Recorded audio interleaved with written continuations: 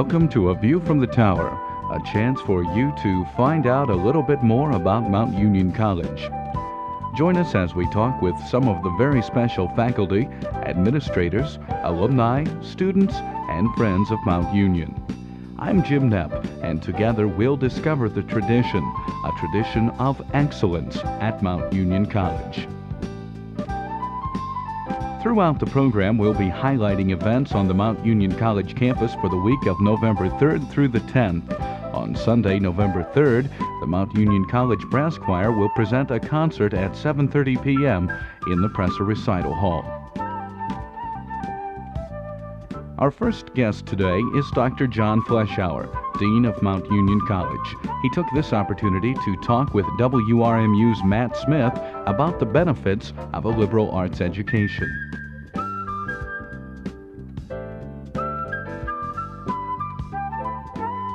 Today we're talking with John Fleischhauer, Dean of Mount Union College, on the topic of why a liberal arts education. While talking to Dean Fleischhauer, I asked him, why place emphasis on a liberal arts education when there is an interest in specialization? First of all, part of the nature of specialization is that different institutions fulfill different functions. Our function is to combine breadth and depth in an education. There are institutions who fulfill a mission of much tighter specialization. Our concern is with students who want to keep their options open for their life. With a liberal arts education, a student is able to choose options, to decide on his or her own path, and to flex with the demands of a job, a career, or the society in which he or she lives in a way that the specialized person cannot. I then asked Dean Fleischhauer, what are the advantages of a liberal arts education over a technical education? Again, I need to point out that for some students there are no advantages. We're looking for students with abilities that will be enhanced by breadth, by flexibility. For example, a manager must be able not only to understand a job, but must be able to understand how people approach jobs and why jobs are there to begin with. We try to educate students to be able to think critically, to exercise judgment. You can't do that very well if you're trained in a narrow spectrum. You need to see different approaches. You need to understand different viewpoints, different opinions, and ultimately different jobs if you're to understand fully any one job. I asked Dean Fleischhauer if he could give me a comparison of students from a liberal arts background to those of a technical education after graduation and their movement into the job market. Yes, I'm glad you took looking after graduation. There's an immediate temptation in specialized learning because the jobs seem to be more attractive and more immediate. If you are trained for a special job and there's an opening in that job, you get the job. The liberal arts graduate tends to take the advantage as time goes on. The liberal arts graduate does not seem to have often as full an expertise in an area as the technical graduate, and so the first job may be a little more difficult to find, or it may be in an area that is not quite within the goal of the liberal arts graduate.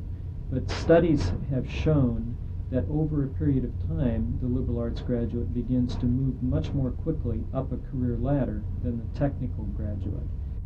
For A View from the Tower, this is Matt Smith.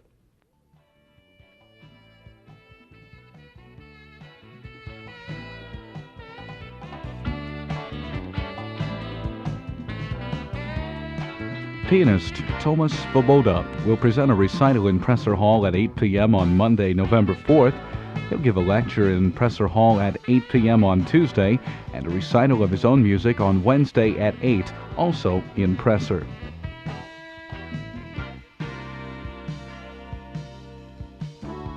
The 1985 Purple Raider football team may well be on the way to making history for Coach Ken Wable. What better time to find out a little more about the history of football at Mount Union from Yost Osborne.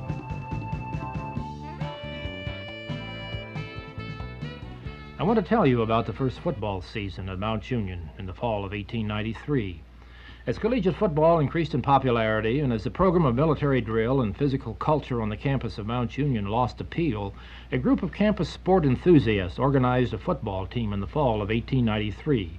Lieutenant Evan Johnson, the military commandant, encouraged the reorganization of the student athletic organization. This was the organization which ran the sports program of the college in the years before there was an athletic department or coaches. As a student reporter noted, the Department of Athletics have organized 2 11s from which a very promising team can be selected.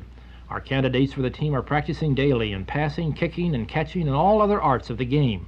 Although there was no coach, the players were greatly benefited by the single day of coaching by Mr. Yeomans, who had played on the Princeton team some years before. On the afternoon of November 7, 1893, the first intercollegiate game of football in the history of the college was played with the second 11 from Kenyon College. Although the game started at 3:15, it was called on account of darkness. Kenyon made 3 touchdowns in 20 minutes' time. Accounts of the game noted that it was a close contest between muscle incompletely trained and science supplemented by long practice. It is interesting to note that the average team weight was 145 pounds for Kenyon and 175 pounds for Mount Union. Although Mount Union advanced the ball to within a few feet of the Kenyon goal line in the second half, the final score read Kenyon 18, Mount Union nothing. As one Mount supporter observed, "We have had our Bunker Hill, but we shall also have our Saratoga and Yorktown." The second game was at Salem with the team from Salem High School. In the 1890s, it was not unusual for many colleges to play high school teams. It is interesting to note how the Mount team traveled to Salem. By a horse-drawn wagon with 2 teams of horses. The team left the campus at 10 a.m. and arrived in time for the game, a 3:10 whistle. Again, darkness ended the playing, but this time Mount was victorious. The high school boys were a plucky lot, but no match for the Mount team, for they lacked in weight. Mount opened the game with their famous flying wedge and by steady gains forced the ball over Salem's goal line. The final score was 20-0 in favor of Mount. The Mount players complained that the playing field was not in good shape. There were no lines on the field, and in addition they were considerably annoyed by the yelling and hooting of the crowd, on account of which they couldn't hear their signals. Moreover, the consistent crowding in of the spectators greatly hampered play. But all this was forgotten in light of the victory. The team arrived home about 9:30 Saturday night and proceeded to jollify in a loud manner over their victory. A large bonfire was started on State Street, and many were the congratulations offered, like this one: "Our college team gives promise of becoming famous." The third and last game of the season was at Akron on Thanksgiving Day with Buchtel College, now the University of Akron. This time the team traveled by train. They arrived at Akron at 12:40, where a representative of the Buchtel team politely volunteered the information that there were 2 or 3 hotels in Akron, and although he was too busy to accompany them, he had no doubt they would be able to secure a dressing room at one of them. In the next half hour, a room was secured at the Empire Hotel. Although Mount Union came out on the short end of a 40-0 score, and although they admitted that they probably would have been defeated, the defeat was credited to the fact that Mount's best players could not go to Akron to play, and also to unfair umpiring on the part of Buchtel. Although the season of 1893 was not a great success, the players did gain a lot of valuable playing experience, and it is interesting to note that the fullback on that first Mount Union team, Harry A. March, later a physician in New York City and Canton, Ohio, according to Grantland Rice, has justly been named the father of professional football. This has been Yost Osborne, librarian at Mount Union College, talking to you about the past on the campus.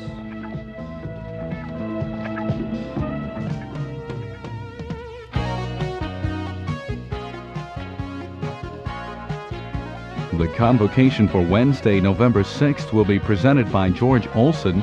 His topic will be American Plants, Botanical Prints at 10 a.m. in Presser Hall. On Sunday, November 10th, the brass choir will be performing at the morning services at the Union Avenue Methodist Church in Alliance, and Carol Wonderly will present a guest organ recital at 3:15 p.m. in Presser Recital Hall. It may not be as far as you might think from WRMU to the largest radio station in the United States. Mike Exley explains.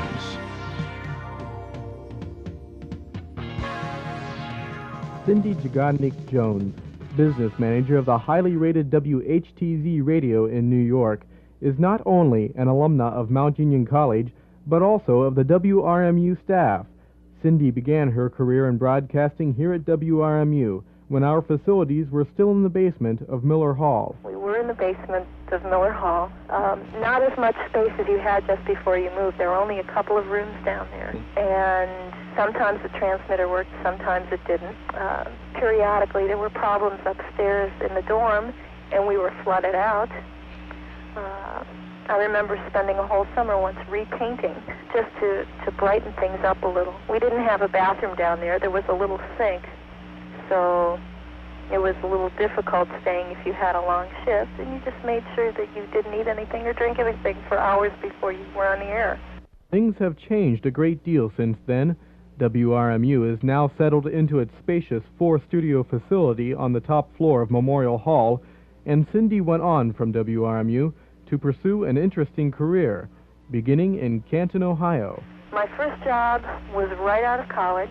I got a job in Canton, Ohio at WINW, and I was their continuity person for a period of time, and then became traffic director at the same station. Meanwhile, a computer system was installed there, and I took over the business office, handling payroll and so on and so forth, and decided I needed to do something different. So I applied to the computer company who installed our computer, and they hired me. Cindy spent the next 3 years traveling all over the country installing computer systems at radio and TV stations. And during that time, I lived in such exotic spots as Jacksonville, Florida, Atlanta, Georgia, and lastly in Akron, Ohio. While she traveled, she had numerous job offers, one which landed her as the business manager of KNEW Radio in Berkeley, California. While in California, she decided to take the job at WHTZ and moved back to the East Coast. Yes, I'm business manager for WHTZ Radio in New York. We happen to be right now the #1 radio station in America, and it's quite a legend. We're owned by Maury Communications, which is based in Cleveland, Ohio. They own WHK and WMMS, and they also own a number of stations all over the country. They have celebrities up every day. Mr. T was up last week. Members of various groups, Rodney Dangerfield, Sheena Easton, all sorts of wonderful people come up to our radio station simply because we're in New York and we're the #1 radio station and have quite a following, quite a listenership. So it's been great. What can I tell you? Some of my best times were at Mount Union and at the radio station. It was just a nice touch. There were a lot of good people, a lot of fun people. Cindy Jagodnik-Jones, another proud alumna of Mount Union College, and we at WRMU are proud of her accomplishments. For WRMU FM, this has been Mike Exley. All of the events listed during today's program are open to the public free of charge. For further information concerning any of the events, call the college at 821-5320. Once again, the number 821-5320. You have been listening to A View from the Tower, a weekly radio magazine devoted to the people of Mount Union College. A View from the Tower is written and produced by the staff of WRMU-FM under the supervision of Station Director Charles R. Morford. Continuity and final production by Jim Knapp. Join us next week when our guests on A View from the Tower will include Dorothy Davis, Dean of Women at Mount Union College. The preceding program was a presentation of WRMU-FM, a service of Mount Union College in Alliance, Ohio.